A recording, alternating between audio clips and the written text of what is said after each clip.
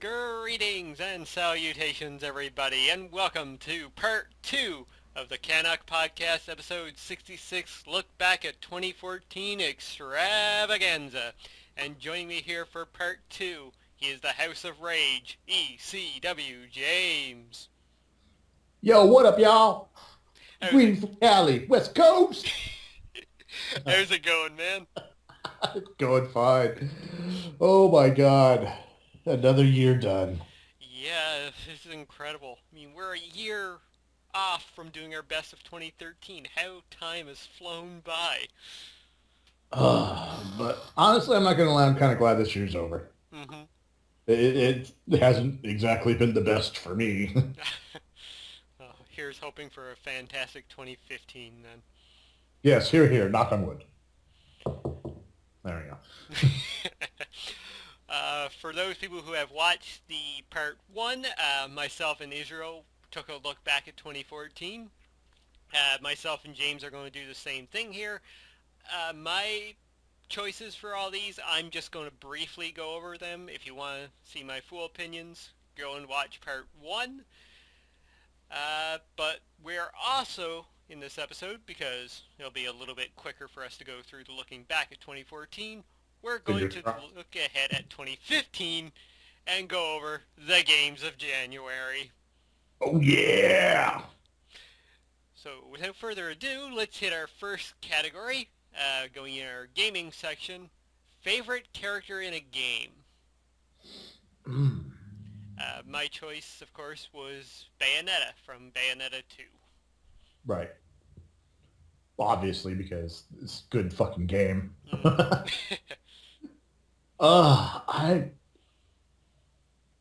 It's actually kind of a toss-up because, you know, I may not be playing a lot of the current games, but I am watching playthroughs. Mm-hmm. So I'm familiar with the stories, familiar with the characters. I would have to say Clementine. That's a good choice. Because, dear God, Season 2, Walking Dead, the feels. Mm-hmm. I mean, how could you not love her as a character? I mean, a lot of people are saying, well, she hasn't really evolved much. Like, the hell she hasn't. She shoots people in the head without hesitation now. Mm-hmm. Like, people that were just nibbled on and just, okay, boom! For a 13-year-old girl to do that, that's... it's amazing yet terrifying at the same time. Mm-hmm. Well, I guess it really goes with how you play Clementine in The Walking Dead, though. True. Because I've seen a few people try to do the evil Clementine playthrough. I will admit that did kind of bring a smile to my face. Because, hell, just in like episode 2, which he finds the log cabin and the people inside, mm-hmm. Everyone is being a bitch to her. Yep. Everyone. I mean, it's so rough. I wouldn't blame her for being like, oh, you should learn to be nice to me. Mm-hmm. That was like my favorite.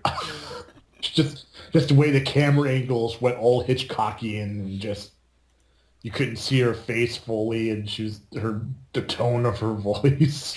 Yeah. It was perfect. Mm-hmm. So yeah, she's my character of the year. Cool. All right, well, our next category is our favorite moment in a game. Just that one moment that stood out more so than anything else in any other game that we've played or watched this year. For myself, it was the Hyrule Castle track in Mario Kart 8 DLC. As I explained in Part 1, just the music alone brought like tears to my eyes, and I think I was smiling the entire time I was playing that track. That's a good thing. That is a very good thing. Mm-hmm. Oh, man.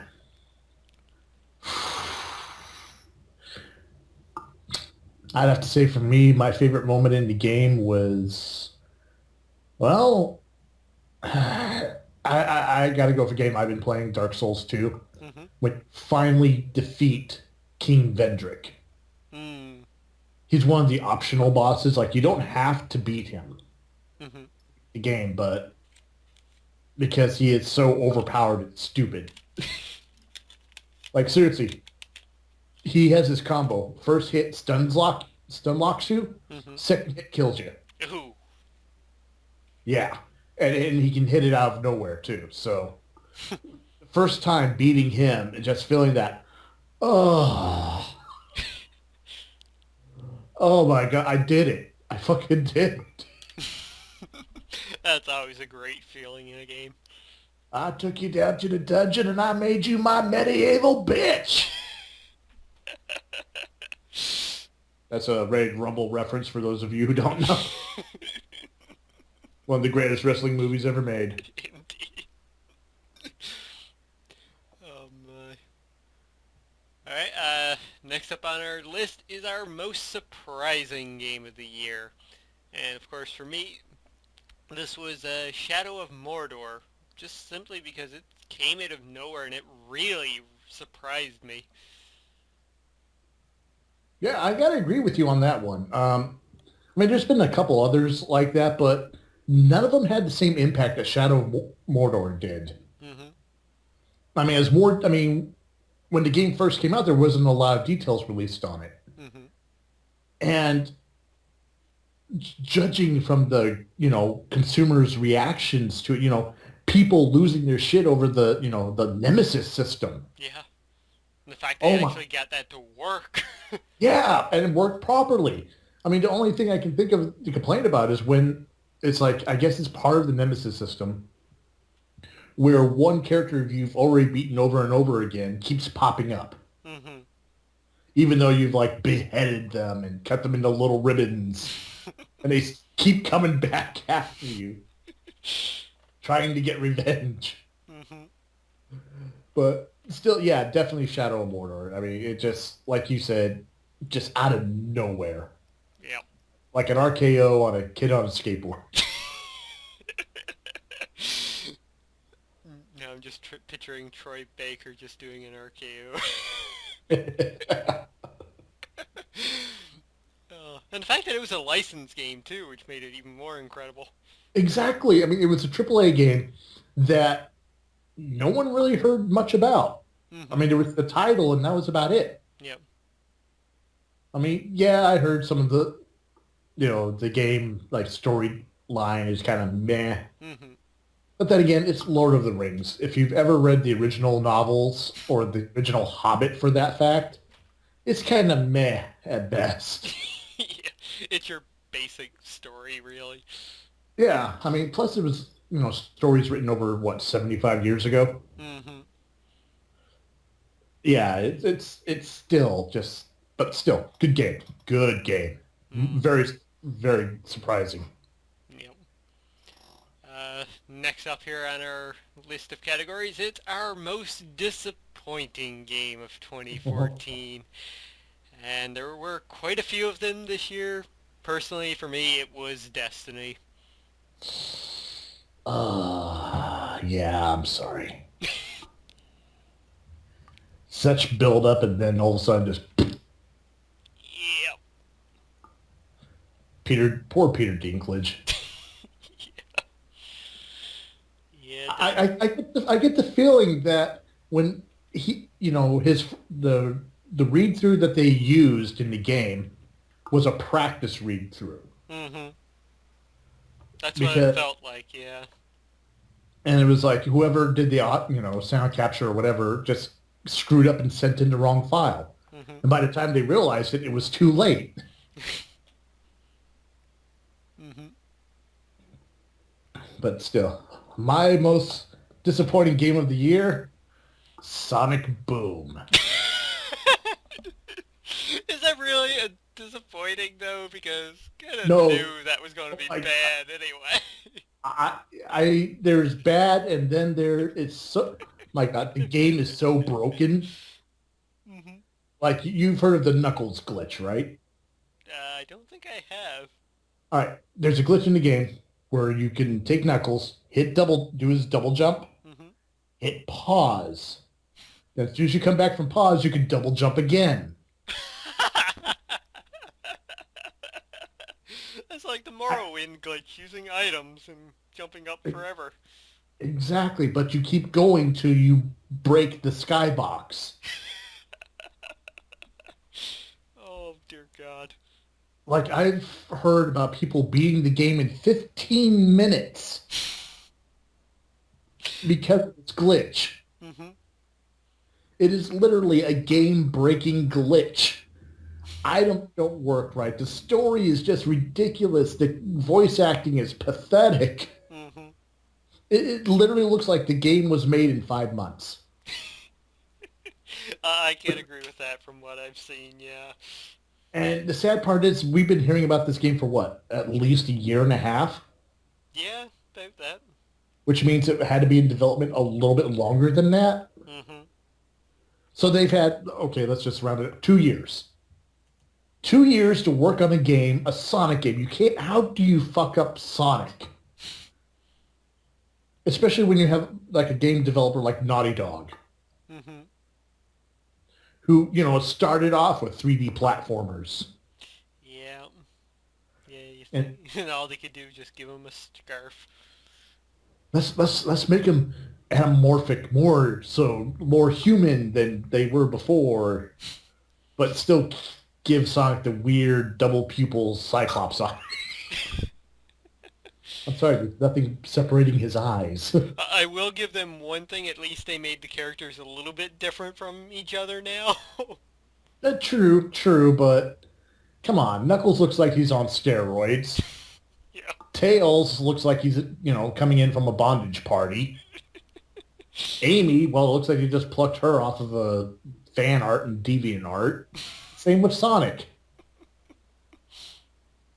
So yeah, I mean, the game is so broken it makes Sonic 06 look like a complete game. And that's saying something. Yeah, that's sad. I can't wait for Awesome Games Done Quick this year, and I hope they're doing a speed run of Sonic Boom, because that will be awesome. Oh, God. Alright, well, moving onwards to bring back the good into this podcast again. Our favorite developer / publisher of the year. By slash, I mean and or publisher of the year. Me, of course, it was Nintendo. Simply because every game they put out this year worked, and they were good. Mm-hmm. You really can't argue with that at all. Mm-hmm. I mean, it took them a few years to get stuff out, but when they did, dear God. Mm-hmm. I mean, like I said in previous podcasts, Nintendo knows how to put out their games. Yep. I mean, yeah, it takes them a while, but when you get them, it works. Mm-hmm. There's no problems. There's no issues. There's, there might be story issues, but that's it. Yep. And online lag because Nintendo is only just discovering the internet. Yeah, even though they're in Japan and pretty much invented the internet. I mean, what do I know? Oh, man. For me, I would have to say developer-publisher. This is kind of a joke, but it's not. Yeah, I'd have to say Kickstarter. Okay. Because how many great independent games have we gotten this year because of Kickstarter? Very true. Very true. Yeah. Shovel Knight. Yeah. Shovel Knight. I mean, just right there, prime example. Mm-hmm. Let's not forget Dive Kick. Mm-hmm. Mercenary Kings. Mm-hmm. Broforce. Mm-hmm. What else? I mean, I'm sure there's a few other we can't think of right now, but yeah. because of Kickstarter, all these little guys that had these brilliant ideas for games would have never gotten the chance with a big company. Mm-hmm. Because they would have taken one look at it and be like, no one's going to like this. Mm. No one's going to want to play. I mean, Shovel Knight? What kind of... Boys don't want Shovel Knights. They want first-person shooters with exoskeletons and women getting punched in the face. And what? What is this guy smoking? I mean, of course, it's a big fat guy, bald head, smoking a cigar behind a desk with money on it, Hmm. saying this. I think unless you're Sony though, because they take anything. True, true, but yeah. Besides Nintendo, I would have to say Kickstarter, one of the best publishers of the year, Hmm. because it's people picking out the games they want to play, Exactly. and then making the game developers insanely rich. Yeah. All right. Well, moving on to our next category, it's our favorite game trailer of the year. Uh, Ooh, After much discussion on part one, I came to the conclusion that Dead Island 2 E3 trailer had to be my favorite, just because it was just so fun and wacky and really showed what that franchise is about. yeah, yeah. I'll have to agree with you on that. That trailer was so much better than the first trailer. Hmm. Uh, oh God, I even now thinking about it, it's like, what the hell were they thinking? Hmm. All this dramatic, father trying to save the daughter, and it's like then the daughter gets turned and attacks the father and out the window. Nothing like that happens in the game. Nope. Then they were like, let's be smart. Let's show them what the game is supposed to be like, fun and this, that, and the other. And yeah, it was a very good trailer. And I would have to agree with you. That was one of the more memorable trailers from E3 this year. Hmm. Like right now, I'm racking my brain, and I really can't think of another trailer. There was the Star Wars Battlefront one, but that doesn't really count because it was more of a conception montage. Yeah, that's all EA can do this year. Oh, Here's a concept video of something that we may or may not be working on. you're running through the snow. At foot. Battlefront. Really? That's it? You people suck.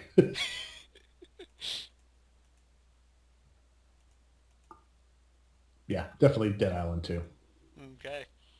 Alright, well, let's keep going on. And next up is our favorite indie game of the year. And for me, this was a tie between Valiant Hearts: The Great War and Shovel Knight. Mm. I'm with you on that one. Yeah. Both games were very good, very entertaining. Hmm. Shovel Knight was a bit more lighthearted Hmm. Fun and and brought back that fun. epic retro style. They did Yes, retro right. while Valiant Hearts was pretty much just a puzzle solving game, but at the same time, it was the story that pulled you in. Mm.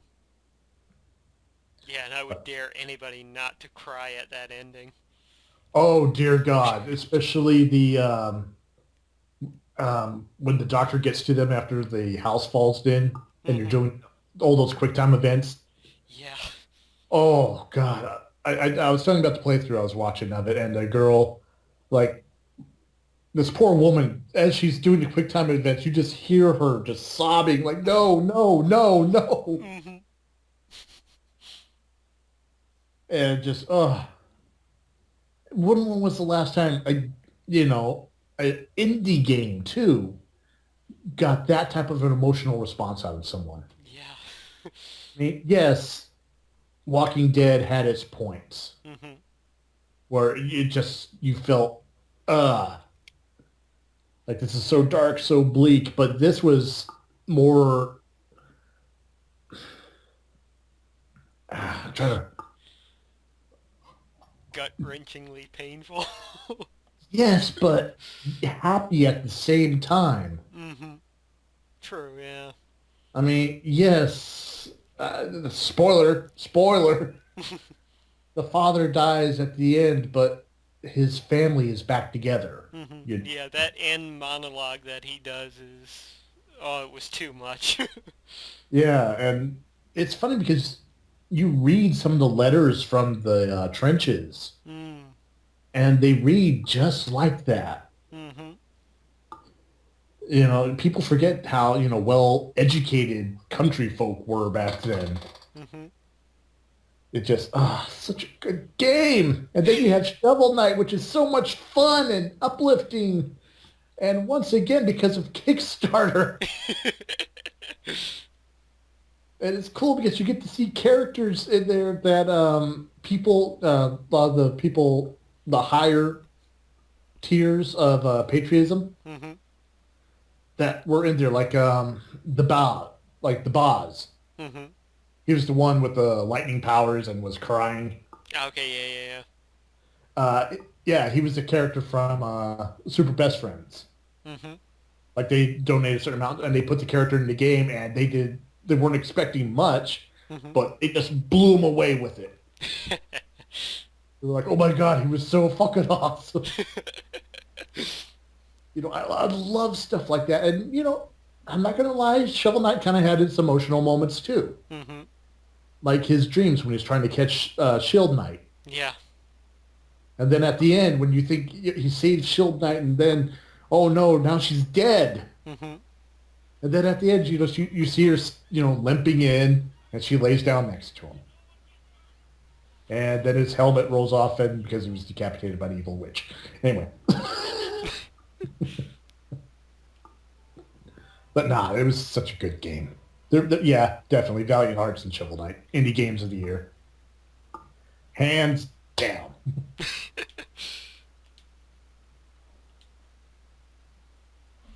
All right. Well, next up here on our list is our top 3 games of 2014.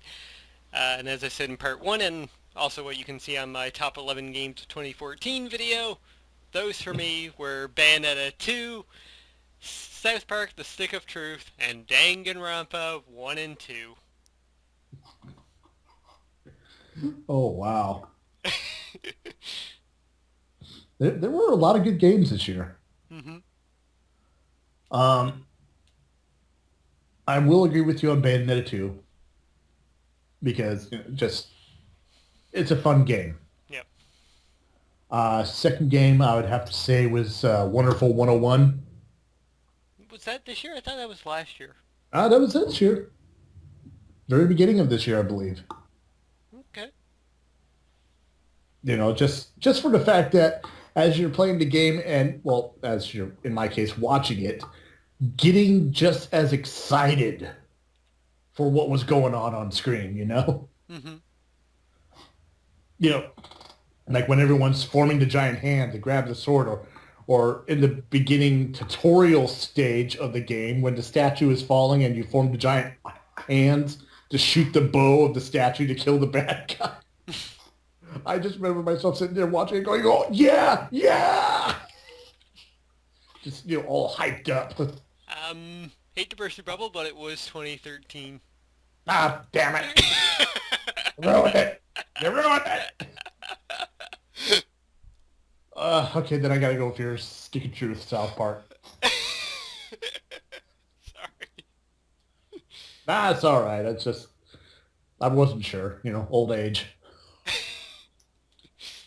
Nah, but also, Stick of Truth, very fucking sweet. South Park made sweet, sweet love of classic role-playing games. Hmm. And it produced a wonderful bastard of an offspring. Like, honestly, I want to see a Stick of Truth 2. Mm. Hell, this is one game that I hope they actually do DLC for. Yeah, I mean, it would be great. I mean, with Stick of Truth 2, they could do, like, something, go in a completely different direction. Since Star Wars is coming out, they could do, like, a sci-fi epic, Hmm. which would be hilarious. Just seeing all the little kids done up like Star Wars characters.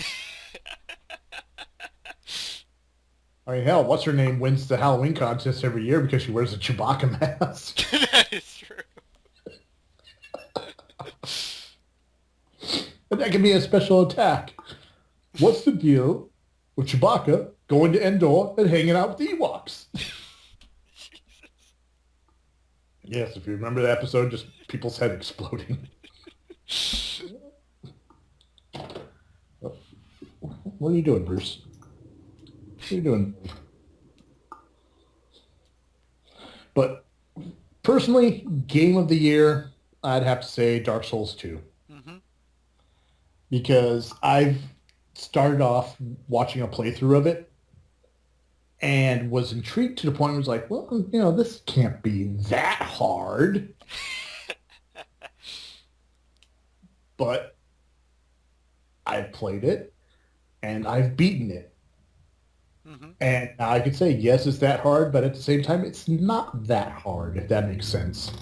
Mm-hmm. And, I keep wanting to play it too. Always a sign of a great game. Yeah, like right now, the current character I'm playing. I have just hit the 58-hour mark on Oh, the one character. holy crap. And I look back and I'm like, no, I can't. No, I just started him a few weeks ago. I can't, but no, oh, shit, I guess it is. Then I remember I'm on New Game Plus, Mm-hmm.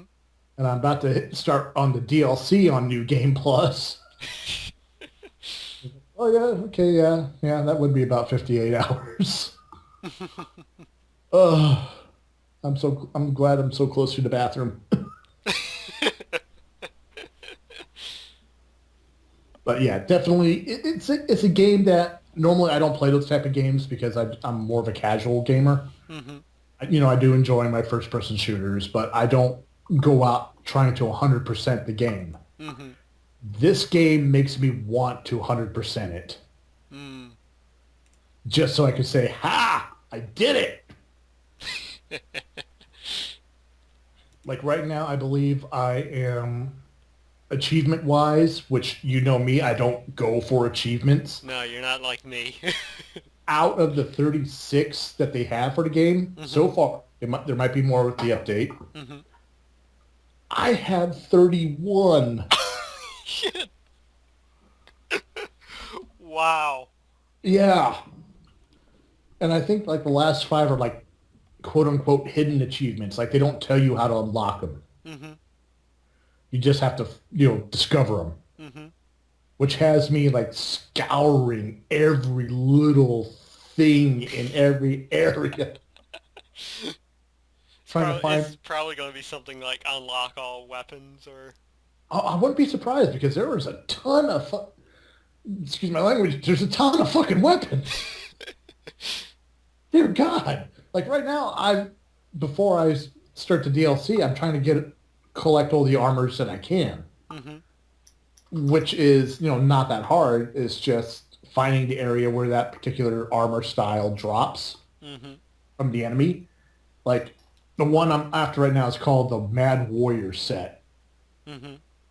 It's a really cool looking armor. It's kind of like a samurai armor, but the helmet is a skull, and Mm-hmm. it's got these crazy barb things coming out of the back of it, so it looks like dreadlocks. Oh, cool. Yeah, it's really cool, but right now, where I'm at in the game, it drops on in a level where you're invaded, Mm-hmm. and the drop percentage of the armor is 0.13. Holy shit. Yeah. And unfortunately, when he does drop the armor, it's only a piece of it. Mm-hmm. Like say the boots or the gauntlets or the chest Oh piece. my god. So I'm farming the hell out of this area, and I can't do it offline because when you do it offline, the percentage goes even lower. Mm-hmm. And like I said, this particular area is very notorious for constantly being invaded by other players. Mm-hmm. So I'm trying to just armor farm, and I'm getting invaded by people who have pretty much built their character for PvP. Mm. And, That's horrible. that is. So because of that, my top favorite game of 2014. Alright, well, since we've looked back at 2014 in games, it's time to look at 2015. We kind of did this in a previous podcast now that I think about it, but... Good, uh, but end of the year, you got to do it. yeah, exactly.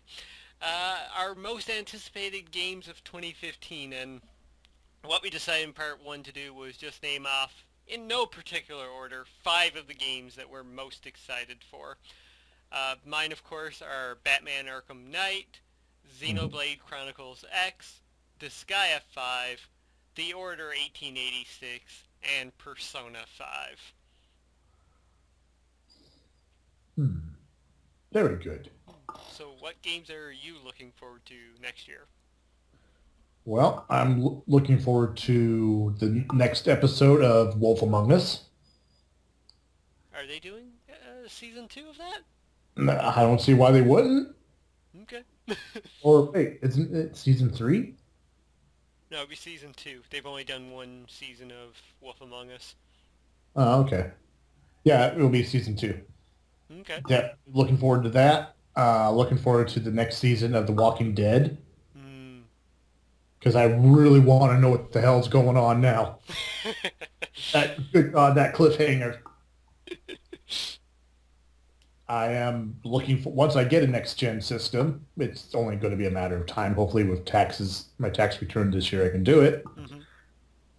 Bloodborne Oh yeah. because it's Dark Souls on fucking meth. There is no sitting around waiting for the enemy attack. It's like you fight and you have to fight. Hmm.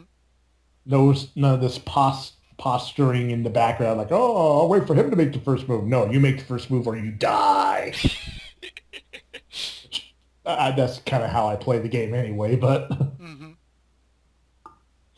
let's see, that's three. Um, I, for storyline, I'd have to say Batman Arkham Knight. Hmm. I'm not like the last gameplay trailer. I wasn't really too impressed with the tank mechanic. Yeah. It's like number one, why the hell would Batman have a tank? Hmm.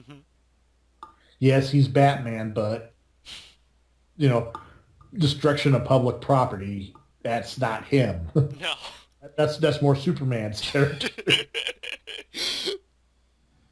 And also, I'd have to say Persona 5. Hmm. I've just recently got into watching the Persona games, and it's some pretty intense stuff. Oh yeah.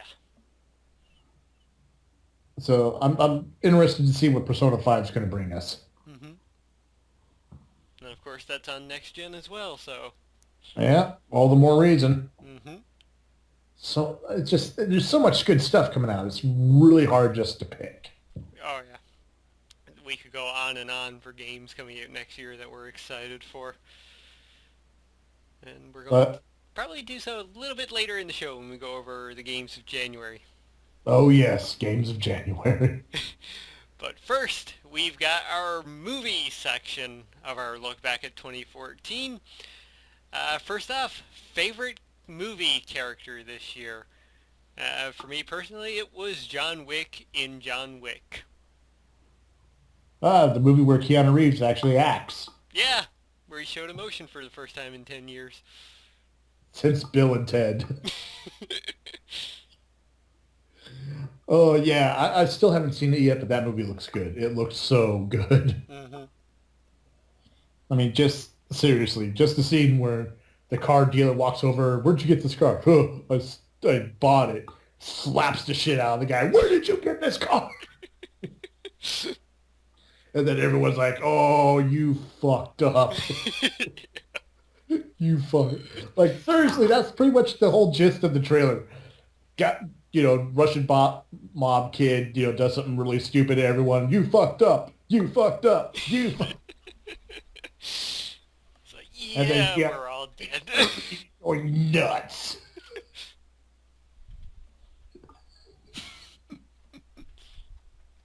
Oh man.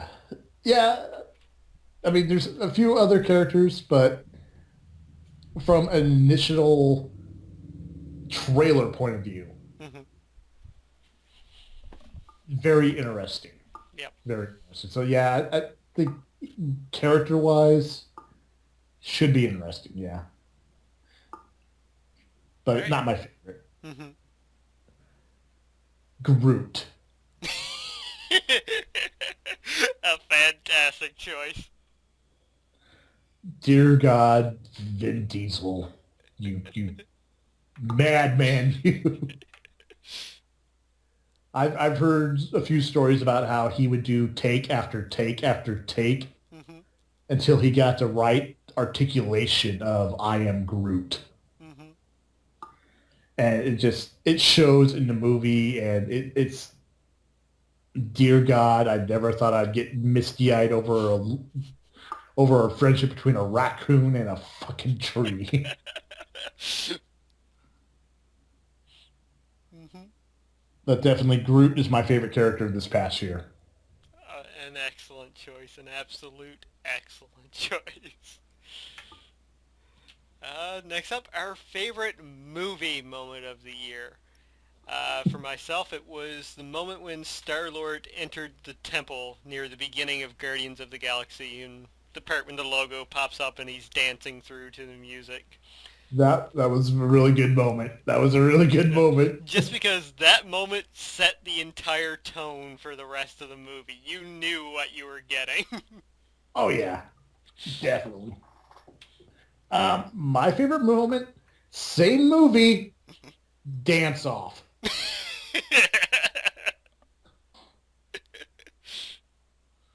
I mean, that just is the perfect cap. Yep. And it would have worked too. That's the crazy part. People are like, well, here's the supervillain, blah, blah, blah. Why would he be distracted? Because Ronan the Accuser is a megalomaniac. Mm-hmm. The fact that someone was doing something besides cowering, caught him off guard, and he was like, wait, what are you doing? Dance off, bro. You and me, right now. Yeah, that initial, what are you doing? And of course, if you've seen the blooper that goes along with that, Yeah. where when the dance off actually happens, oh, I gotta get that. I gotta get that on Blu-ray.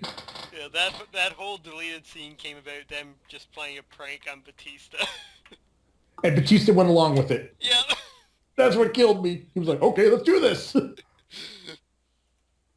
And Batista, oh god, people complain about how he's not a great actor, and yeah, he's not. Mm-hmm. But for that role, he was perfect. Yep. We'll see next year how he does in the new Bond movie. What? Yeah, you never heard that? He got casted in the new Bond movie. As what? The Uh, villain? I hope I not. think he's playing a henchman of the main villain. Okay, he'll be Mr. fine. Hinks, I think. Yeah, he'll be fine. Mm-hmm. I mean, villain. He can do that. Henchman, definitely henchman. Mm-hmm. As long as Daniel Craig doesn't just beat him up so easily like he does. Mm. Alright, I guess we can move on to our next category, and that's our most surprising movie of 2014. And for me, this was the Lego movie, because that movie should not have worked at all. I'm with you on that. Well, seriously, I started watching the beginning on HBO, Mm-hmm. and it just, wait, this is the Lego movie? This is so good. Yeah. But then I had to go to work and I couldn't finish it. Oh. Yeah. But yeah, definitely. Because there's a movie, you look at the format, well, it's just a bunch of Legos. Mm-hmm. And then you watch it and it's like, oh, it's just stop motion. Then you find out, wait, no, it's not stop motion. It's actually CGI. Mm-hmm. Made to look like stop motion. Oh my God, that is brilliant. I mean, the characters, all the licensing they were able to get. Mm-hmm. Fuck, they had Will Arnett as Batman. In which he's getting his own spin-off movie now because of this. That is great. That is great. So yeah, definitely most surprising movie of the year, Lego Movie. Okay. Now I mean, just hell, out of theme song alone. yeah. Yeah, that will get stuck in your head and never go away. Never. Alright, next up, our most disappointing movie of 2014. Oh. For me, this was Interstellar. So much potential. Started off so good, and then just Nolan went M. Night Shyamalan with everybody with that stupid fucking ending. Haven't seen it yet, but Nolan, why? Why do you do this to us? Hasn't done anything good since Inception. I know, right? That's kind of sad. And he's had the money and the potential to do such great stuff, but he doesn't. Mm-hmm. I'd have to say most disappointing movie for me, Godzilla. Oh, really? Don't get me wrong. I still like the movie, Mm-hmm. but when you take the fact that Godzilla only has 8 minutes of screen time, Fair enough. I mean, if it was the movie about the soldier, then yes, if it was called Sergeant whatever, blah, blah, blah, blah, Mm-hmm. then yeah, I would be like, okay, this is cool. Oh, look, Godzilla's in the movie too. But no, this is Godzilla. Hmm. First you had the whole bullshit with Bryan Cranston, Hmm. and then it's like, God, you only see the monsters for a short period of time, Mm-hmm. and it's a 2-hour fucking movie. Yeah, true. I mean, there was times I felt like I was watching Cloverfield again. Once again, I love Cloverfield, but it has its flaws. Mm-hmm. You don't know what the hell's going on. You see the monster. What the fuck is that? It's just there was so much wrong with the movie. It could have been better. And the same with Godzilla. When Godzilla was on the screen, it was fucking awesome. Mm-hmm. It was Godzilla. Yeah, he was a little heavier than he should have been. His proportions were kind of wrong, but they're learning. Mm-hmm. And hell, the sequel just sounds awesome since they got like Mothra and Gorgon. Ghidorah, and Yeah. it's just going to be fucking all-out monster attack. It's madness everywhere. Mm-hmm. And whoever knows what other monsters they decide to throw in with it, Mm-hmm. it's just going to be it's going to be crazy and it's going to be fun. Yep. Which hopefully more screen time for the monsters. Yeah. So yeah, that was my most disappointing of the movie of the year. Still loved it, but not gonna lie, it's Godzilla, Gojira. Alright, then moving onwards, our favorite 3 movies of the year. Ooh. Personally, for me, these were, in order of 3 to 1, Dawn of the Planet of the Apes, Captain America, the Winter Soldier, and of course, the movie that I saw 7 times in theaters, Guardians of the Galaxy. Oh my god, I'm trying to think of a third movie that I've actually watched from this year. Actually sat down and watched the whole thing. Mm-hmm.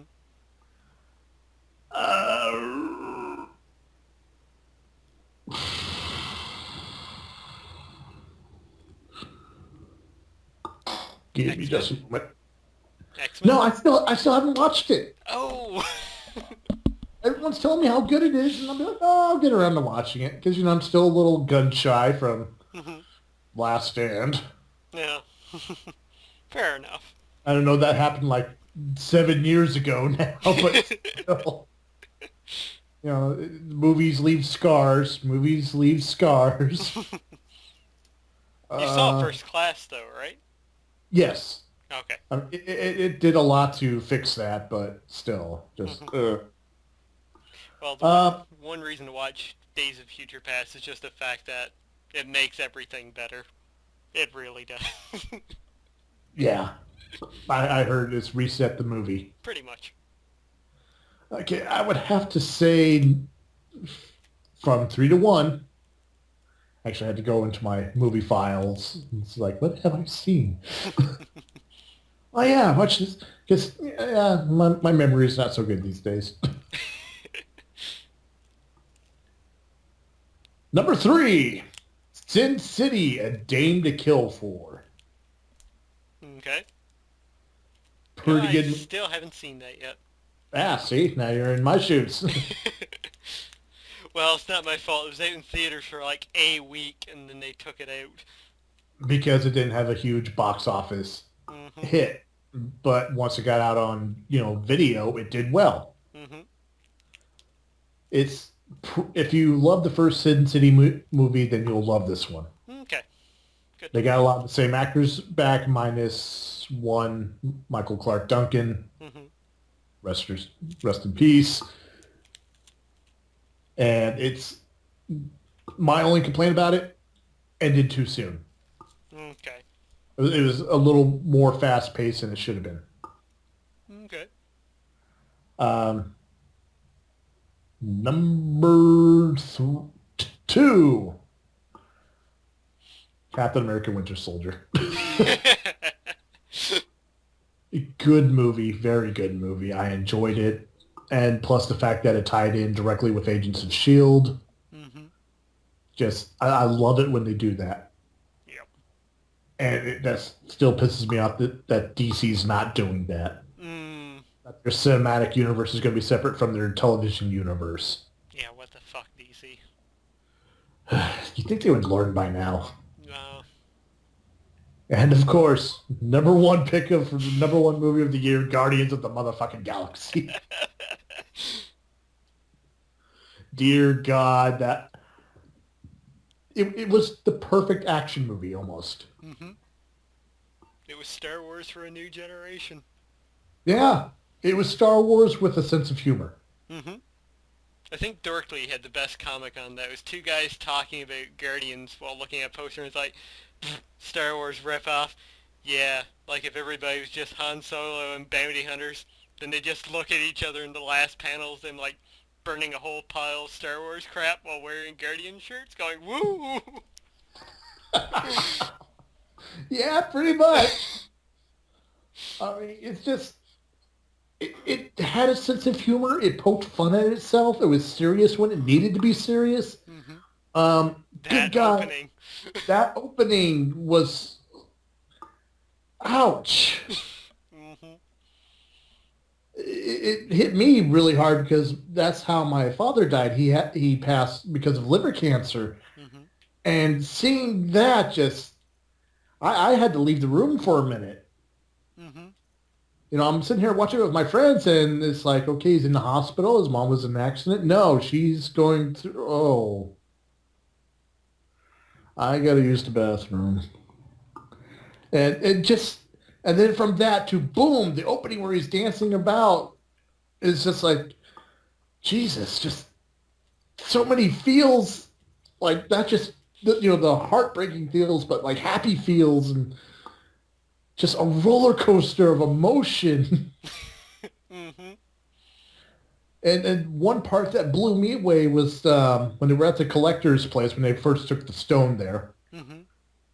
and his servant seeing the information and knowing how powerful this thing was, despite the fact she knew she wasn't strong enough, still Yeah. tried to kill him with it, even though she knew she wasn't going to live. Mm-hmm. I mean, that's a little thing that people don't think about. It's like, well, why did she do it? She did, so well because she's dumb. Like, no, because he treats her horribly. Dear God. I mean, it's just stuff like that. And of course, Howard the Duck popping up at the end. And I honestly hope we get a new Howard the Duck movie now. Yep. Or he just shows up somewhere else, or a one-shot, something. Just all the homages, and just the fact that Adam Warlock was in one of the cages and you see him. Mm-hmm. And no, he wasn't a pod. In one of the shots, you see a person wearing a red cape sitting down. Mm-hmm. That was him. It wasn't Better Ray Bill. It was Adam fucking Warlock. And now with all the cages destroyed, he's loose. Mm-hmm. which means even more galactic Marvel stuff. Dear God, I'm so excited about this because now we get the Shi'arian Empire. Dear God, one of my favorite races in the Marvel Cinematic Universe. We're going to hopefully get the Skrulls. Mm-hmm. Hopefully. I'm not sure if they're still owned by Fox or not. Oh, that's right, because of the And, fucking Fantastic Four. yeah. Ugh. My name is Doom, and I'm a vlogger.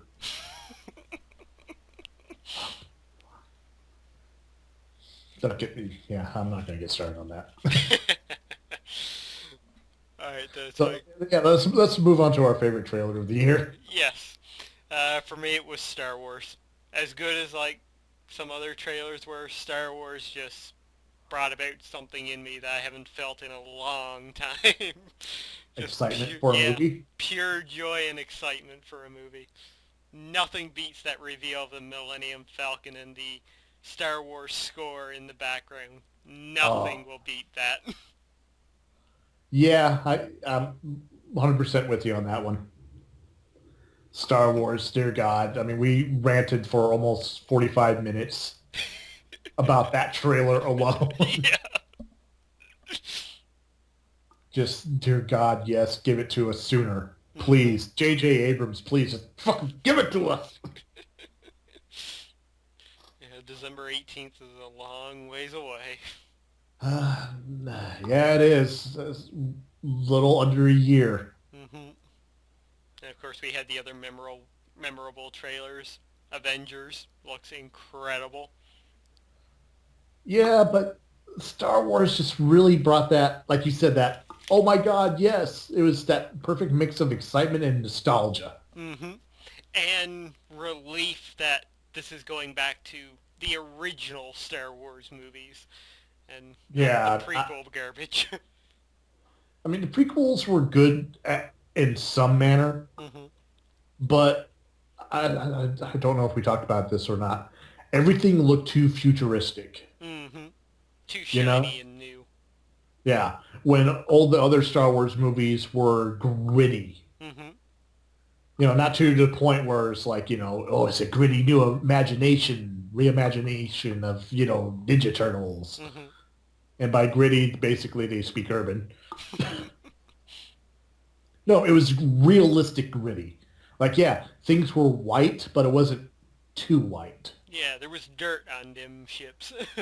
Yeah, they looked like they'd been flying through space Hmm.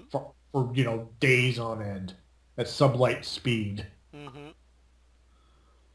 It's and just like you said, seeing the Millennium Falcon again, seeing the classic X-wings. Hmm. You know, I mean, yeah, there's supposed to be space, but it's not supposed to be the future. It's supposed to take place in the past. Hmm. Long, long ago in a galaxy far, far away. So yeah, definitely Star Wars. But which is hard, which is sucks because all these other great trailers have come out. Hmm. You Yeah. know, go ahead. Sorry. Sorry, you go ahead. You go ahead. I was going to say we could just go right into the most anticipated movies because of these trailers. Hmm. Sure thing. So let's do that. Our most anticipated movies of 2015. My list being Jurassic World, Star Wars The Force Awakens, Avengers Age of Ultron, probably the next movie I'll see 7 times in theaters, Probably. Ant-Man, and just to top off the list, Taken 3 because of the music video trailer they put out a little while ago. I'm actually so excited for that movie now. Oh, Liam Neeson, God bless you. I love the fact he can poke fun at himself. Hmm. You keep taking my shit. Yeah, definitely. Taken 3 is definitely up there. Star Wars, Force Unleashed. 100% the Avengers. Dear Hmm. God. Oh yeah. So looking forward to that. Um, I'm trying to think of what else is coming out this year. So much stuff. Um, Ant-Man, I'm still waiting for a trailer on that one. Hmm. Simply because of everything that's been going on with that movie. Hmm. With the directors and... Yeah. I think I'm more open to it now simply because Evangeline Lilly was actually interviewed about it, Hmm. and she was ready to leave after Edgar Wright quit, but she read the rewrite and was like, even though Edgar's vision would have been a blast to record and would have been a fun movie, it would have stuck out like a sore thumb in the Marvel Cinematic Universe. But this new script really makes it like feel at home with everything else. Hmm. Yeah, because I remember Edgar Wright, he wanted to bring in like a bunch of other characters Apparently, yeah. that really had nothing to do with Ant-Man. Mhm. Like, he was basically his fanboy dream. Mhm. Like he was going to bring in Moon Knight and Ronin and oh god, like a bunch of other like Hydra agents and shit. And Mhm. it was like, wait, whoa, whoa, whoa, whoa! Put the brakes on there, buddy. Like you're supposed to be making an Ant-Man movie, not a Marvel Knights movie. The vigilantes. You know, Daredevil, those guys, the Marvel Knights. Okay. Yeah, hopefully we get them at some point. Yeah, well, I believe they're going to be on the TV, popping up in their Netflix series. Well, Daredevil is, and Luke Cage, and Jessica Jones, and Iron Fist, but I don't think they've said anything about Moon Knight or Well, Punisher I'm yet. not getting their own series, but popping up in Okay. those series. Okay. Because we've already talked about the conspiracy theory that Punisher was basically in the last Captain America movie, Mhm. which would lead into is Civil that coming War, out this Civil War? That's coming out next year, right? 2016. Oh god damn it! Ah, It was even a longer because damn that Sony hack. Because we found out that Marvel is going to be getting Spider-Man for that movie and the fucking next all the movies well, after. no deal was actually made on that, so it's still up in the air yet. Why would they not do this? Money. They would get so much fucking money. Mhm. And we'd never have to see Andrew Garfield as fucking Peter Parker again. I liked him as Peter Parker. I liked him as Spider-Man, Yeah, not Peter Parker. fair enough. He had the right attitude for Spider-Man. It's just he did. There was no separation, Mm, true. especially with the last Spider-Man movie, which should have been my most disappointing movie of the year.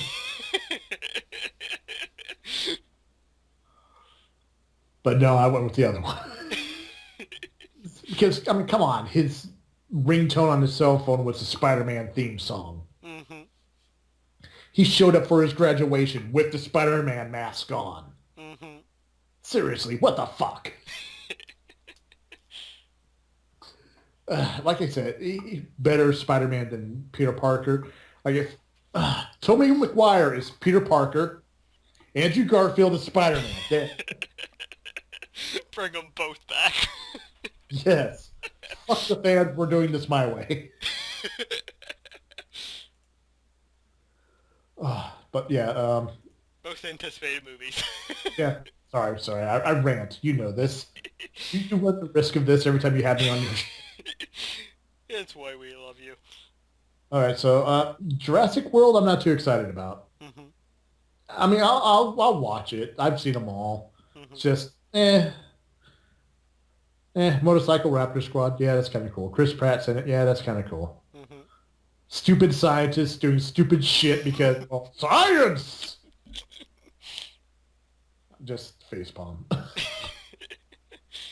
And doing it in the middle of a fucking amusement park. Makes the head hurt. Let's see. Star Wars, yes. Avengers, yes. Ant-Man, yes. Taken, yes. Uh, my brain is going blank. I can't think of any other movie that's coming out this year, even though I should know all the movies coming out this year. You're really excited for 50 Shades of Grey, right? No. No, especially after the fact I found out it started off as Twilight fan fiction. And all the author did was change the characters' names and the fact that they were vampires. Mm-hmm. That's it. Let's see, 2015 in film. Notable ones. Nothing for January. February, Jupiter Ascending. Don't care. SpongeBob movie. What? Yeah, the new one. Sponge out of water, the one mixing live action with CGI. Looks extremely weird. Well, it's SpongeBob. Yeah, fair enough. Kingsman, The Secret Service. Nah. Hot Tub Time Machine 2. Fuck no. Merch. Chappie comes out. Neil Chappie! Blomkamp's. Yes! Chappie! Dear God, I can't believe I forgot about that. Oh my God. Have you seen the trailer for it? I have, yes. I am excited. Why is this not everywhere? This is some straight up Isaac Asimov iRobot stuff going on here. Mm-hmm. Plus the fact it's got one of my favorite performing groups, Dar Antwood, as the lead characters. Mm-hmm. Dear, I can't believe I forgot about that. There's also... This... Go on. Oh, go. Sorry. No, I was. you go This on. is the same person that did District 9. Mm-hmm. And that... Elysium. Yeah, and those were good movies. And this is going to be even better. Mm-hmm. Oh, yes, definitely. Yes, Chappie. There's also Mad Max Fury Road. Looks good. Not excited for it, but it looks good. Mm-hmm. Tomorrowland comes out, which looks interesting. Entourage, the movie, happens. Ted.2. Terminator What? Genesis. Looks good, but not excited for it. Yep, same. The Minions movie. I've got to be honest, I'm a little excited for that one. The Minions are getting their own fucking movie? Oh yes, you should watch the trailer. It's actually pretty funny. Oh, I'll do that since we're done. Fantastic Four happens. Sinister 2, the Hitman movie comes out. Jane got a gun, apparently. There's quite a few. Hotel Transylvania 2. The Jungle Book comes out. The Jon Favreau one. Should be interesting. Jon Favreau is, a really good director. Mm-hmm. Spectre, the new Bond movie. Wow, that was fast. Yeah, comes out November 6th, apparently. Same day as the Peanuts movie. Nice. Friday the 13th 3D reboot. What? The Hunger Games Mockingjay Part 2 comes out. Don't care. Alvin and the Chipmunks 4. Why? Mission Impossible 5, apparently. Didn't know that was happening. Yeah, I don't think anybody did. Anyways, yeah, that and a whole lot more of movies next year, so lots of stuff to look forward to and most likely be disappointed by. Fantastic Four. Yeah, I don't know. We won't even talk about that right now. Alright, so with that... Yeah, definitely Chappie, yes. I can't believe I forgot about that. I'm so stupid. I can't believe I forgot about it either. Alright, well, moving onwards, some random categories. Starting off first, our favorite new TV show. And for me, this was Flash. Just because they did so well with it, and even though it's set in the same universe as Arrow, it's a different tone and much more fun.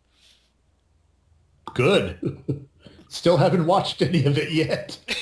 I think I'm waiting for the season to be it, so I can just sit down on Hulu and just marathon the entire season. Not a bad idea. Yeah, I really haven't watched much TV, so I can't say anything for new TV show. I'm sorry. I think I can say one for you, because you have talked about one on the podcast before. True Detective. Which one? Oh, yeah. it sucked because it only had like 10 episodes for the season, which was really good, and I'm actually looking forward to the next season. Mm-hmm. It completely new cast, takes place murder mystery in Fresno, California, which is close, my stomping grounds. Mm-hmm. It's close to where I live, so it should be interesting to see where they take the series, if they keep the same Lovecraftian themes or not. Mm-hmm. Because it's wow, the first one just blew me away. Like at first, it was just like, okay, it's a really cool um, Silence of the Lambs-ish type murder mystery. Like you don't know what's going on, and then the supernatural element starts coming into it. Mm-hmm. And they dropped the name of the Yellow Keen. I flipped my fucking shit. I was like, no, no, no, yeah. Like seriously, like I went Super Saiyan for a moment. Clothes off, I ran, streaking out of the room. But yeah, definitely True Detective. Can't wait to see what they do with that next. Mm-hmm. All right, the next category was our favorite season of an existing TV show, and I've got to give it up to DC again because Arrow, so far this season, it's only up to the mid-season finale so far, but half a season has been fantastic for them, and they delivered on a Red Wedding type moment in the season, Ooh. so Gonna have to watch it. yeah. And well, honorable mention Agents of S.H.I.E.L.D. because again, what they did for the mid-season finale was holy fucking Jesus. Like I'm not sure if have you watched it yet? I'm planning on it. It's just other things and work. Okay. I won't spoil anything, but what they did for the mid-season finale, how Captain America affected Agents of S.H.I.E.L.D., what they did in Agents of S.H.I.E.L.D. will majorly affect the movie universe. Ooh, yeah, I gotta watch that. My favorite TV existing show this season, Game of Thrones. A very good choice. Yeah, especially their season finale. Mm-hmm. Have you seen it yet? Yes. Okay, spoiler warning. I don't think the Hound's dead. Dear God, that it's like, okay, these characters are meeting. Of course they're going to fight because they're, their personalities. Holy fuck, what a fight. Yeah. It was brutal in a good way, like ball kicking, ear biting. Oh God, the poor Hound. The fact, falls off a cliff and he's lying there dying. He, looks at the girl, just go ahead, do it like I taught you. And she walks away. Mm-hmm. I don't think, I hope he doesn't die. Mm. I hope he finds her eventually and gets his revenge. Or better yet, he finds, he heals up, finds her, Mm-hmm. and it's like, okay, now we're even. Mm-hmm. You wanted to get your vengeance on me. You left me to die. I didn't die. We're even now. And he goes back to protecting her. Mm-hmm. Because those two are like some of my favorite characters in that story. Yeah. Just the fact that it's like they hated each other. They disliked each other so much. Mm-hmm. But they hated fucking Jeffrey even more. Yeah, I could have watched a whole spin-off series with just those two. I mean, it was the ultimate buddy cop. Here she is, practicing her fancy sword play and this, that, and the other. Oh, I was trained by the greatest swordsman in all of the land. Like, well, what happened to him? He died in a duel. Yeah, he died because he didn't wear any fucking armor. Oh, so good. So good. Yep. Another honorable mention, South Park. The latest season of that was incredible as well. Oh, God, yes. I haven't watched the entire season, but I've been catching episodes here and there. Mm-hmm. I can't believe how much better they're getting. Yep. I mean, a lot of shows like South Park, Simpsons, Family Guy, American Dad, they kind of peak at a certain point. Mm-hmm. I mean, yeah, South Park has hit a few peaks here and there. And, like they'd peak, then go down, then peak again. But this season, from what I've seen, has just been good all Mm-hmm. around. Yep. I think that has to do with the fact they don't really write the script Mm-hmm. till a week before they make the episode. Yep. That and this season, they connected everything all the way through, which is something they've never done before, and it worked well for them this year. I mean, they're growing as writers. It's not just the same old jokes over and over again. Mm-hmm. Like, I can't really even remember an episode where Kenny died so far that I've seen this season. Yeah. Yeah, actually, I think you bring up a good point. It might have happened somewhere, but I don't think he did. Like, I'm sure they killed him, in one episode or two episodes, but Mm-hmm. it's not like even now they kind of make fun of it. It's like, Kenny dies like, oh no, you bastards. Mm-hmm. You know? So yeah, definitely South Park. They've stepped their game up. Mm-hmm. Their stuff is getting consistent, it's topical, and it's like I can't wait to see what they do about the Sony hack. Mm-hmm. So we're going to have to wait next year for that. Oh, Because they when only do kind of like True Detective now, where it's only like 10, 12 episodes a season now. yeah, but their seasons are weird on Comedy Central. Mm-hmm. Like we can get two seasons in one year sometimes. That is true, yes. Comedy Central doesn't know how to spend their money. Yeah. Well, they get more of it now since Colbert's gone. Ooh, yeah, so they're really gonna have to step it up. But Yep. then again, Colbert's taking over our late night show, Mm-hmm. which should be interesting. Yep. Meanwhile, Jon Stewart's still right where he's. Yeah. Uh, our next category, getting back to the list, our favorite news story that we remember from 2014, be it gaming, non-gaming, anything in general. For me, it was the news story that DC revealed their movie slate and what they have in the works. Yeah, that was pretty cool. Um, I'm going to stay away from all the hot button topics Mhm, because mine was slightly a bit more serious. mhm, It just recently happened. The movie The Interview mhm, and the whole thing of North Korea threatening the U.S., mm. which to me sounds like a bunch of bullshit. And let me explain why. Because I remember when they were making The Interview, Mhm, somehow North Korea found out about it mhm, and threatened the U.S. No one batted an eye. mhm. When the movie was getting ready to be released, suddenly this huge hack at Sony happens. All these details, including the movie itself, is leaked onto the internet. And North Korea is threatening terrorist actions if the movie is released in theaters. Mhm. Which is like, wait, what? North Korea is saying this? I didn't know we had sales of North Koreans in America. And initially the movie itself was getting really bad reviews. Some places were giving it some good reviews too. Well, it's the premise is just kind of out there. Mhm, And but I remember a majority of the reviews that I read for it before the movie was supposed to be released was kind of negative. mhm, Just like, yeah, your standard Seth Rogen movie, mhm. which is like, oh, okay.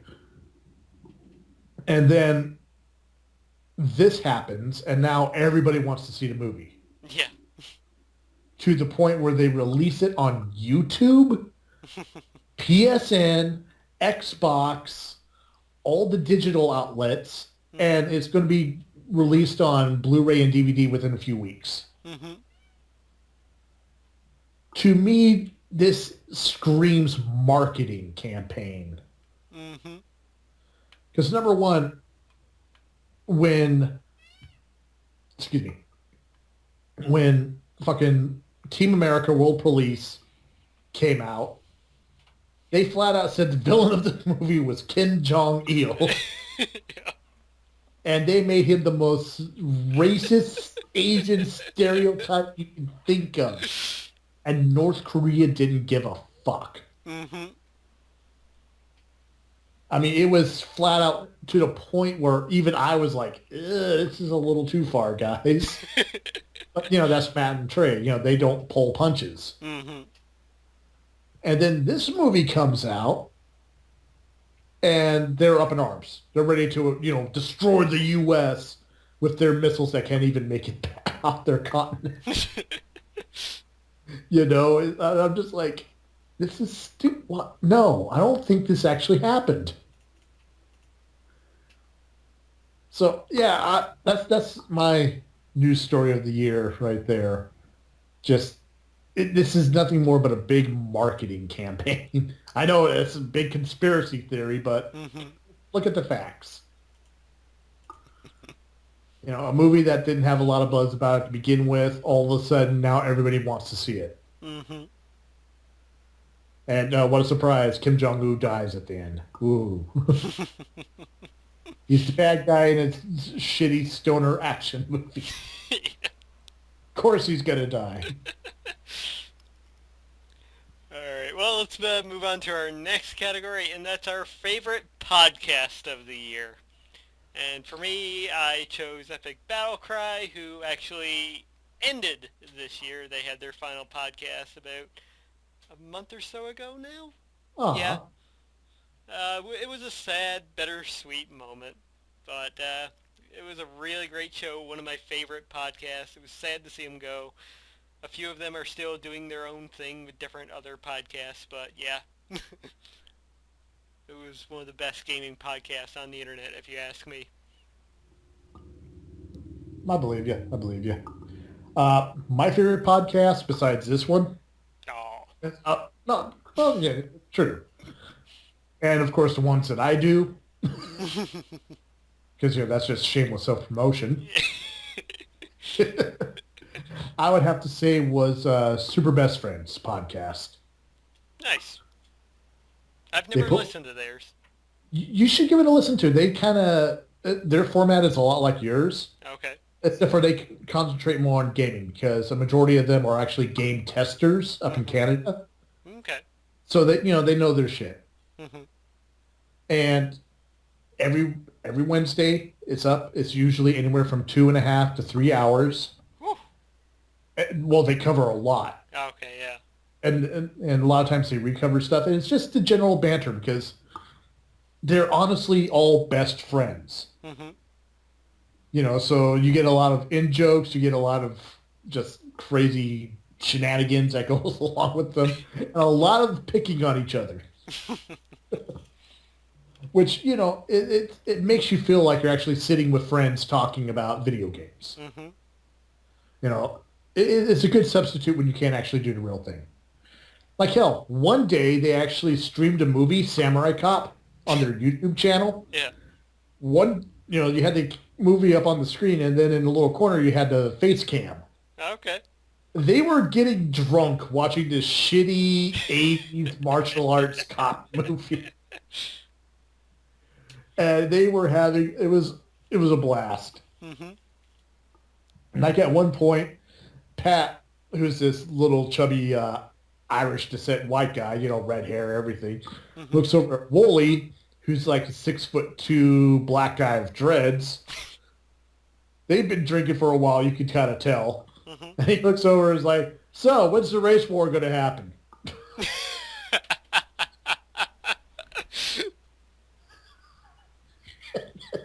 Everybody just died. It's stuff like that makes me like them. And they do another series on their YouTube channel called Friday Night Fisticuffs, where they'll take one fighting game or, a couple fighting games in a series, and they'll just play it for an hour. Just back and forth. Winner keeps, the controller. Okay. Like when you're playing with your friends. Yeah. But the intro is set up, it's like you're going to the house because everything's in first-person mode. You're knocking on the door, Wooly opens the door. He's like, hey, man, come on. You made it. Get in here. And everyone's on the couch. You're walking in. They're like, hey, you're here. Come on. Hook up your controller. Let's do this. Mm-hmm. You know, it's like, it gives you the feeling like you're actually playing the game with them. Oh, nice. Which, it's little stuff like that that I appreciate, you know? Mm-hmm. You know, it's that personal connection. That, and they actually retweet and retweet a lot of their fans. They try to answer all their fan mail, emails, and all that stuff. Mm-hmm. So they've quickly become one of my favorite YouTubers and podcasters. Nice. Super best friends Zaibatsu. Okay. Well, moving onward, category, as I mentioned in part 1, something that all of us here on the CanUK podcast love in some way, shape, or form, wrestling. So our favorite wrestling moment of 2014. And for me personally, it was when Sting returned, or, well, made his grand entrance into the WWE at this past Survivor Series.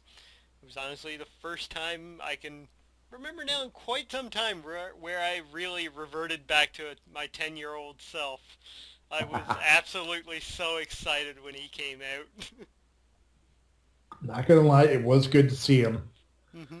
It was actually really cool to see him. I just wish he would have done more. Mm. You know, and plus the fact he's been so silent Mm-hmm. since that, it's like not even like a promo or venue or him just, you know, sitting there staring at the camera intensely. Mm-hmm. It's like he showed up, got his paycheck, that's it. Yeah, true. But they do keep mentioning him in some way on almost every show, so it's like they're still keeping him in the heads of people. Yeah, which makes me think that something for WrestleMania is going to happen. Mm-hmm. Yeah, It's either just, him versus Triple H or him versus Undertaker, hopefully. I don't know. Have you seen Undertaker lately? No, I haven't. He looks bad. Mm. Like, sickly bad. Oh, yeah, Triple H is probably going to be the option there. Yeah. My favorite wrestling moment happened recently, and the only thing it has to do with WWE is the fact I saw it on the WWE Network. Sami Zayn versus Adrian Neville for the NXT. Oh, Oh my God. that match was incredible. That match, that whole pay-per-view Mm-hmm. was gold. Yep. The only there's one match on there that wasn't all that good, and that was the tag titles. Mm-hmm. And it's funny because I actually know one of the fucking vaudevillains. And the guy, I'm not going to say who, but I'll just say this. I have personal experience with him. Mm-hmm. Like, he started training shortly before I did in Pro Wrestling Iron in the Bay Area. Mm-hmm. I've met him a few times. I've had several interactions with him, you know, sitting down, conversations, you know, through email, telephone, text. Mm-hmm. And the guy is he's scum. The only reason why he's where he's at right now is through brown nosing Mm-hmm. and pulling the favor card. Yeah. And it's not been English. Mm-hmm.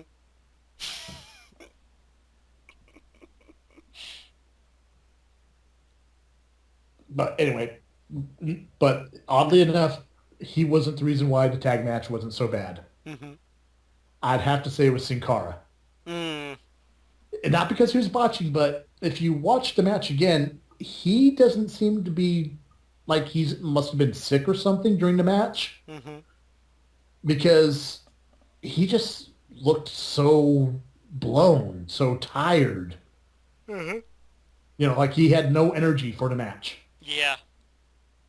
And it kind of hurt. It kind of hurt the match. But besides that, the whole fucking pay-per-view was amazing. Fucking Kevin Owen killing the hippie and getting his nose broken in the process. Yeah.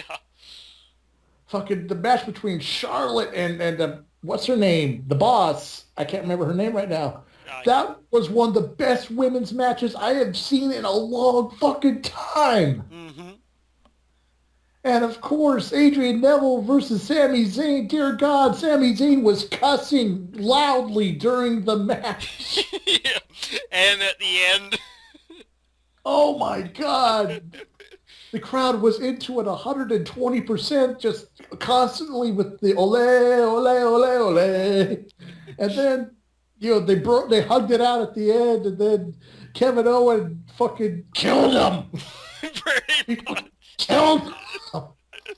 And I love the fact they didn't bring him back the next week. They were like, no, he's injured. Mm-hmm.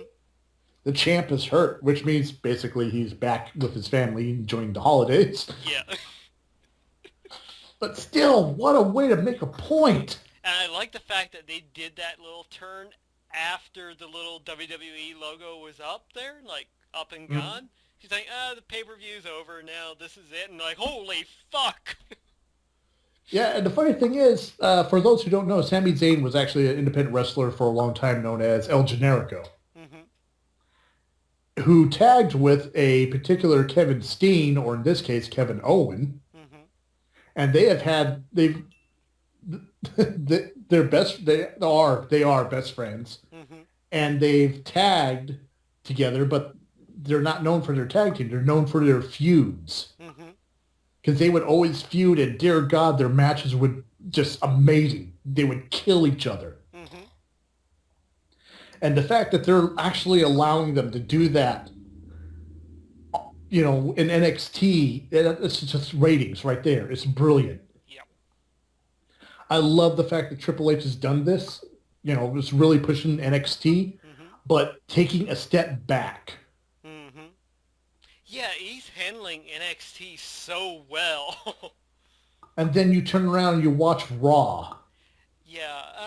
Oh, fuck. Who was it I was listening to about that? I think it might have been, Steven Larson from Top 10 for the Win. They do a wrestling podcast as well every month after the main pay-per-view. And they were talking about that, and apparently, Vince still has control over, like, Raw, SmackDown, doing that. And Triple H has control over NXT. And Vince has, like, overruled Triple H a few times on Raw. Yeah. And it shows. Vince needs just to take a step back. Mm-hmm. Like... Yeah, because if Triple H had the power to do for Raw what he's doing for NXT... Raw would be so much better. Yeah!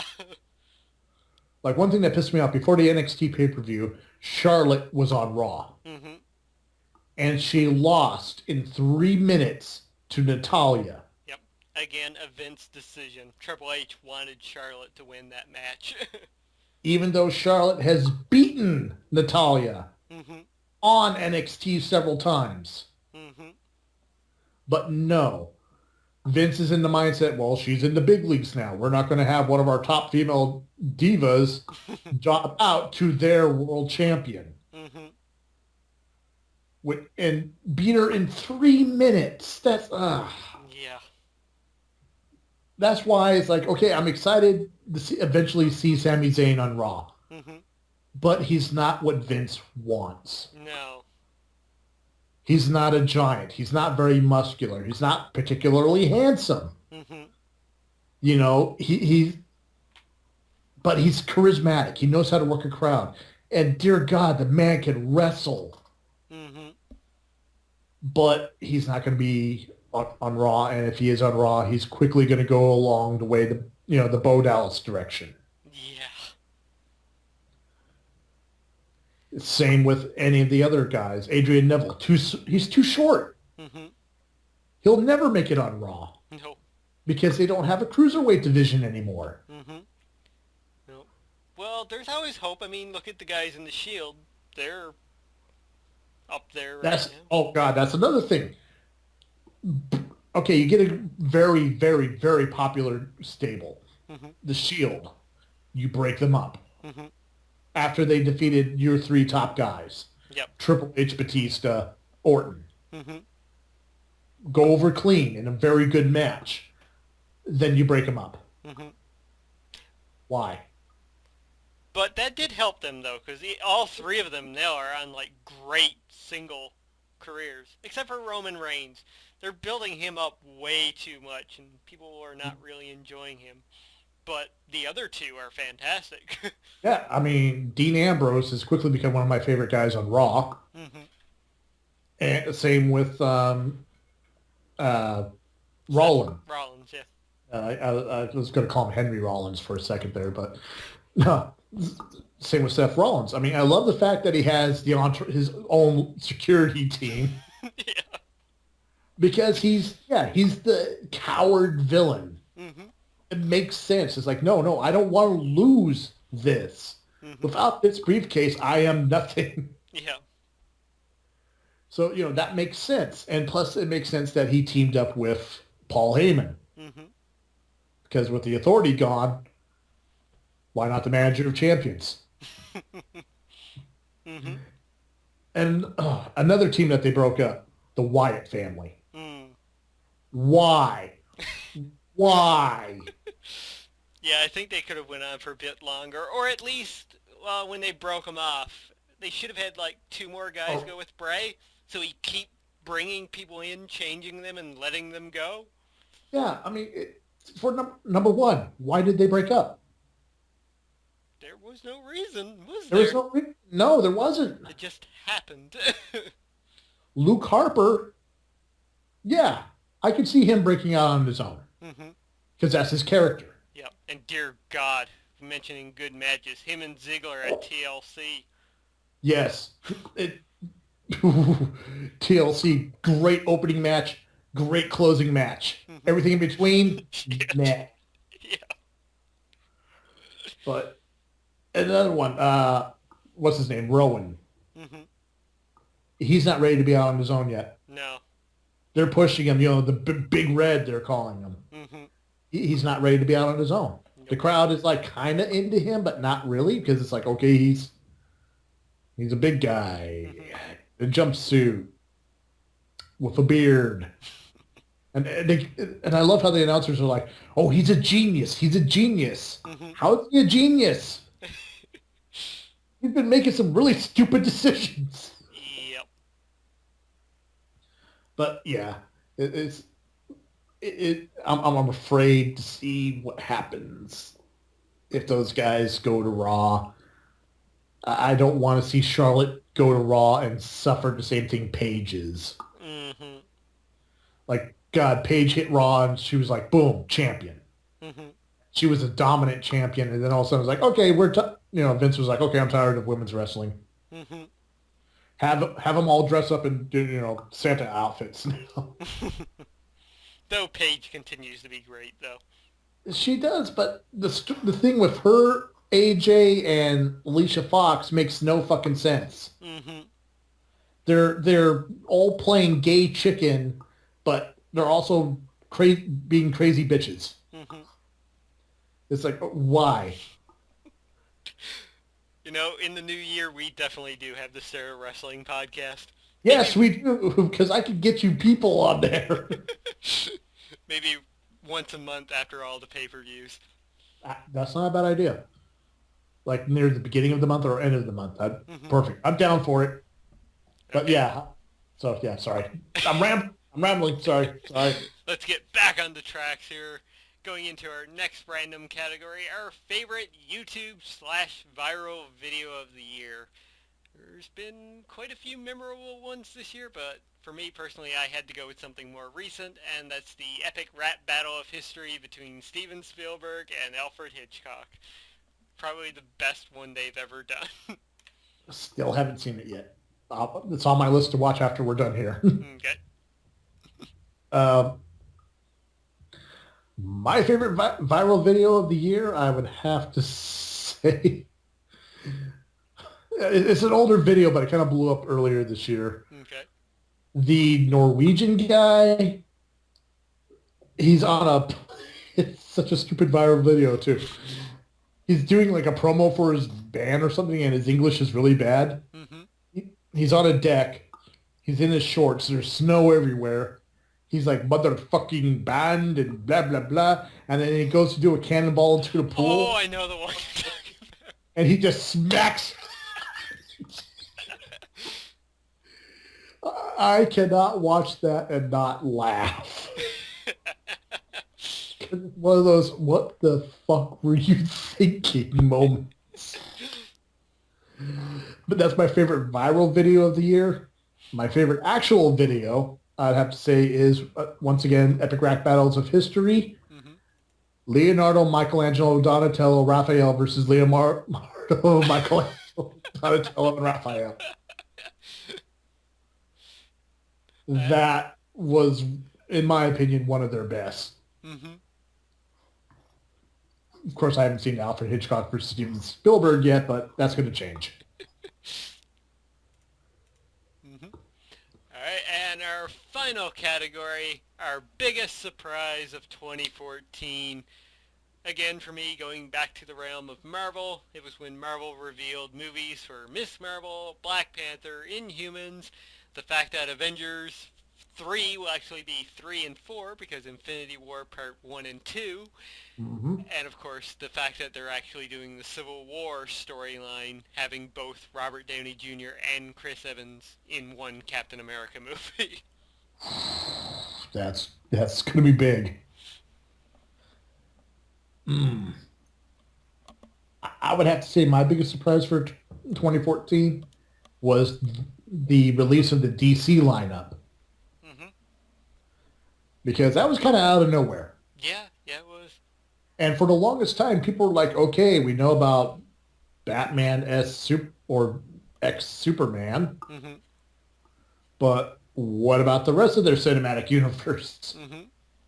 And after much, being quiet, they finally were like, "Okay, this is what we're doing, guys."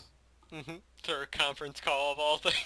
Yeah, and it kind of gave me hope for DC. Hmm. Now I've always been more of a Marvel person Hmm. because a lot of the things in Marvel are based more in reality.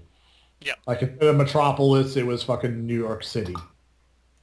Instead of Gotham, it was Chicago. Hmm.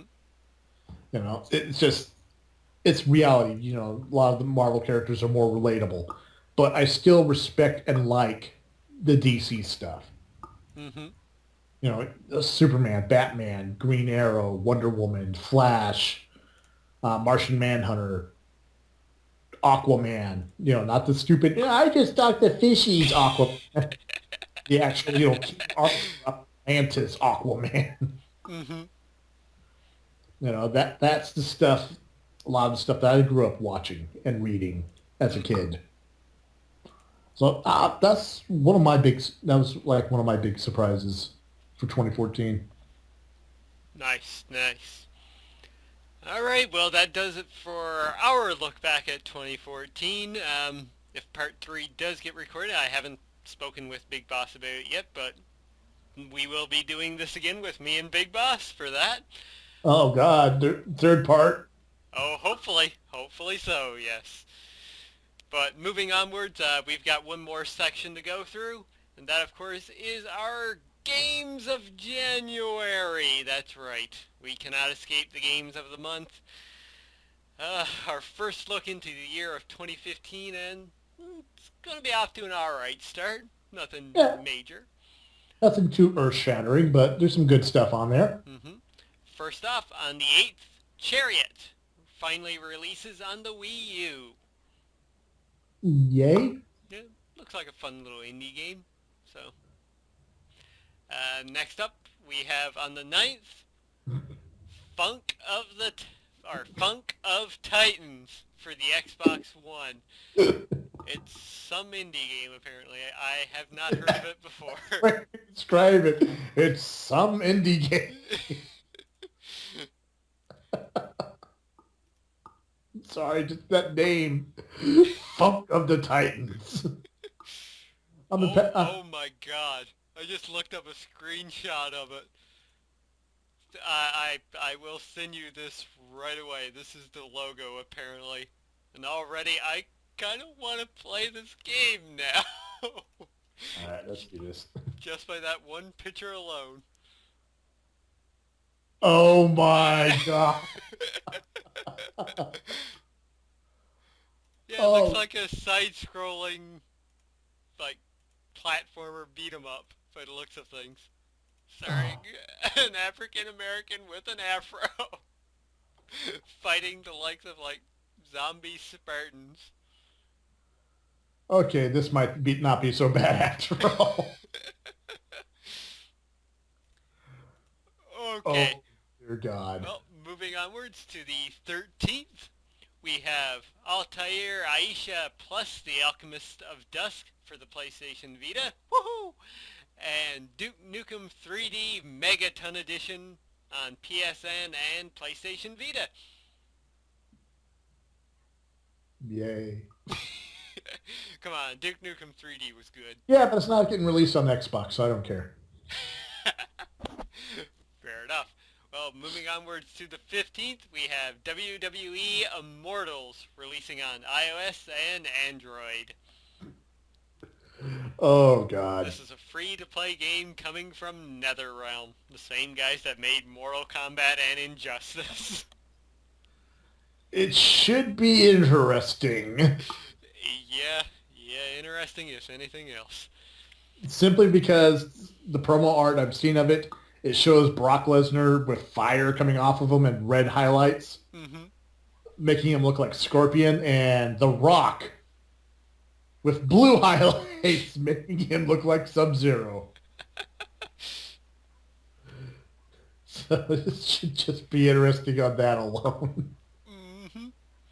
All right, moving on to the 20th. We have probably the biggest day of the month. We have Resident Evil HD Remaster for Windows, PS3, PS4, 360, and the Xbox One. Just a note on that one, if you buy it or pre-order it right now on either PS3 or PS4, it's cross-buy. Just for the pre-order, though. So, Ooh. yeah, buy it now if you want it on both systems. Then we have Saints Row Gat Out of Hell coming out for Windows, PS3, PS4, Xbox 360, and Xbox One. Oh, yeah.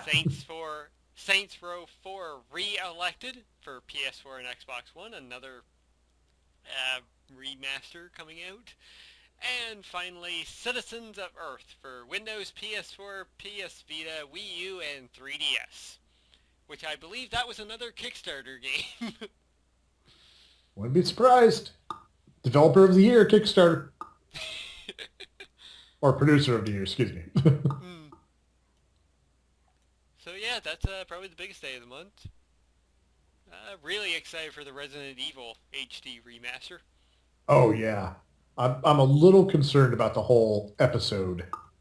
That's for Revelations, though. Oh, I Completely forgot. different game, yeah. I forgot. So yeah, moving onwards to the next day. On the 26th, we have Raven's Cry coming out for Windows, Mac, and Linux. Mm-hmm. Seems like an interesting adventure-type game. Next up, on the 27th, we have Dynasty Warriors 8 Empires releasing for Windows, PS4, Xbox One, and PS3. We have Dying Light finally releasing for Windows, PS4, and Xbox One. Grand Theft Auto 5 finally gets its Windows release. Grim Fandango Remastered for Oh, Windows, yeah. Mac, Linux, PS4, and PlayStation Vita. Cannot wait for that game. And finally, Hyperdimension Neptunia Rebirth 2 Sisters Generation.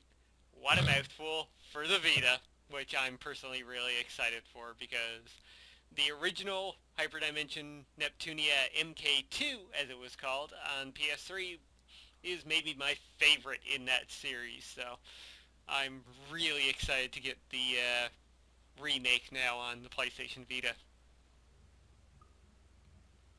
So yeah, that's quite the big day on the 27th.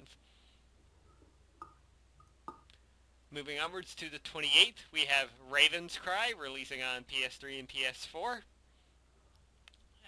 29th, we have Heroes of Might and Magic 3 or Heroes of Might and Magic 3 HD Edition for Ooh. Windows, iOS, and Android. Cool. And on the 30th, we have Life is Strange, Episode 1. Never heard of it. For Windows, PS4, PS3, Xbox 360, and Xbox One. And the Book of Unwritten Tales 2 for Windows, Mac, and Linux. Never heard of them. Book of Unwritten Tales 1, I have heard of. I think I might own it. It's supposed to be a really good game on PC. And finally, on the to-be-announced slate, we have Brandish, the Dark Revenant for PSP and Vita.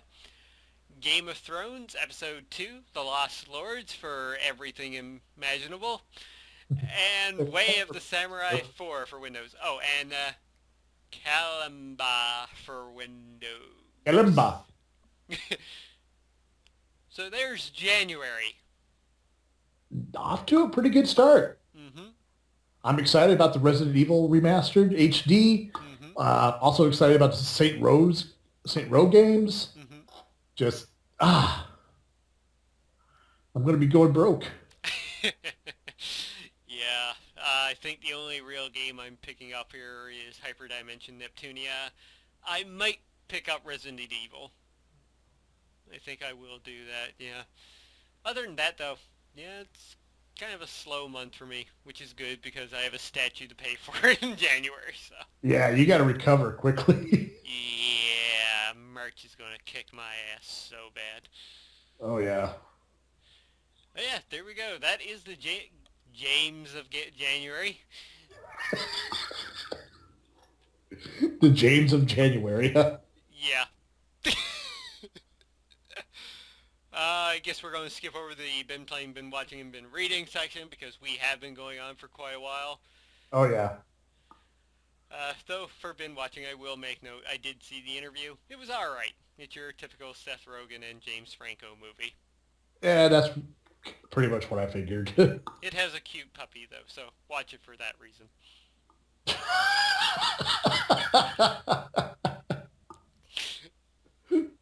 I'm not kidding. Oh. That dog was so damn adorable.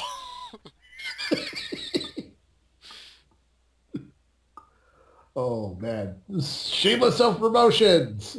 Yes. My part, as I mentioned in part 1, I've got my part 3 of my Game of Thrones playthrough.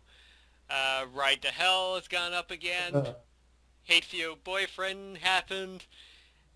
And my top 11 games of 2014 went up as well. I have to ask, are you anywhere closer to the end of that fucking game yet? Ride to Hell? Yeah. Yeah, I think I am. Because, dear God, I've been watching every episode you've been putting up, and it's painful. It hurts so much. Mm-hmm. Just because that game is such crap, I can't believe fucking Big Silver put it out. Mm-hmm. Well, I'm that far into it now. I'm committed. It will get finished at some point. I'm hoping to get another episode recorded soon, though. I feel bad at the fact that those achievements are popping up in your account because of it. Well, I almost got them all, if that's any consolation. Oh, wow. And Hate for Your Boyfriend, that's weird and low budget, but it's quirky. Yeah, it's actually It's got a good personality to go with it. Mm-hmm. The fact Right? that it's Oh, making just- fun of dating sims. Yes. Dear God, yes. But on the other hand, Ride to Hell is just crap. Mm-hmm. And I bet you, when you meet it with the biker chick again, sex scene. Oh, I was expecting it. I mean, dear God, I know it's a video game, but her arms are like straws. And her nose, what the fuck is wrong with her nose? And why does she have to be British? This biker gang makes no sense whatsoever.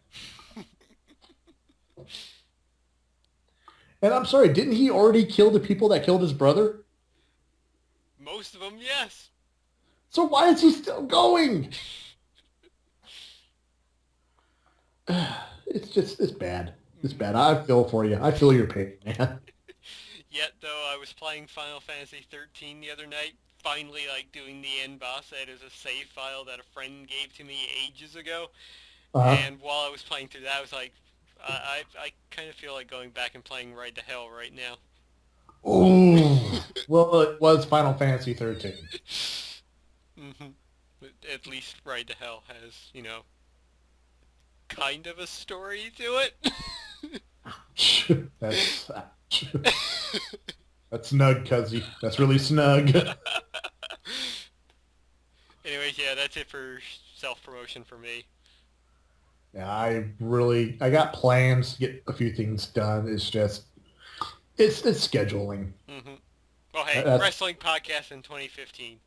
yes, that has to happen. Like I said, I know wrestlers, so I can probably get some people on here too. hmm Because my roommate just happens to be the one and only Ultra Girl Brittany Wonder. hmm Google that, you'll be surprised. Quickly becoming one of the top female wrestlers in California. hmm I mean, hell, we got other people saying, "Yeah, you should go out for WWE." And Wow. she's like, I don't know. I'm not sure if I want to do that. It's like, no, go out for it. I mean, hell, even if they pick you up, developmental is a 1-year contract, hmm which means she'll be getting paid to train for that year. hmm And she's like, well, how much would I be getting? They're like, oh, you'll be getting like, what was it, like 75 grand a year? Wow. Yeah, just to train. hmm And she's like, Jesus Christ, I can do that and pay for your apartment and my mom's apartment. And I was just telling her, I was like, if all these other people who have been in this business for, 13 plus years are telling you to do this, hmm you should listen to them. hmm It's worth So, a shot. yeah, if anything, boom, she shows up, she works for a year, then they don't do nothing with her, so they let her go, and now she has that to take with her on her resume. hmm And with all these other great wrestling promotions popping up, like, dear God, have you watched Lucha Underground? I've watched the first episode. It gets better. Awesome. Dear God, it gets so much better because the cinematic mixed with the wrestling is perfect. hmm But I'll save that for the wrestling podcast because I could go on and on and on about that. hmm All But right. yeah, like I said, I got plans. It's just schedules. hmm Cool, cool.